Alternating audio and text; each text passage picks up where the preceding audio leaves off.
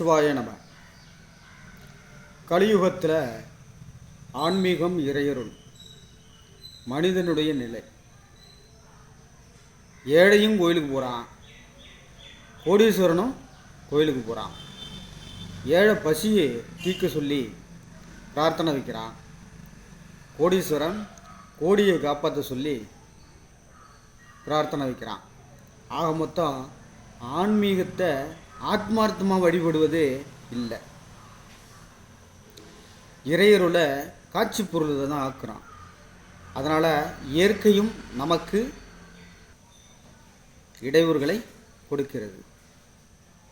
இறைவனை எப்பொழுது காட்சி பொருளாக்கினானோ இறைவன் இயற்கை வழியாக பல சீற்றங்களும் இடையூறுகளும் கொடுத்து கொண்டு வருகிறது. கலியுகத்தில் ஆன்மீகத்தினுடைய நிலை, இன்றைய இறை சிந்தனை ஒவ்வொரு மனிதனையும் காட்சி பொருளாக்குகிறது.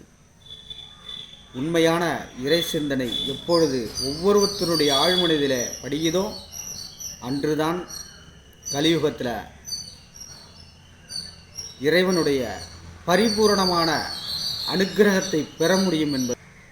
கலியுகத்தில் மனிதன் ஆன்மீகம், இறையருள், பக்தி என்று ஆத்மார்த்தமான பூஜையும் எந்த ஒரு எதிர்பார்ப்பும் இல்லாமல் இறைவனை சரணாகதி அடைந்து இறை வழிபாடிலும் ஈடுபட்டு தன்னை அர்ப்பணித்து வாழ நினைக்கிறானோ அன்றுதான் ஆரோக்கியமான வாழ்வும் வளமான இயற்கையும் இந்த பிரபஞ்சத்தில் அமையும் என்பதுதான் உண்மை.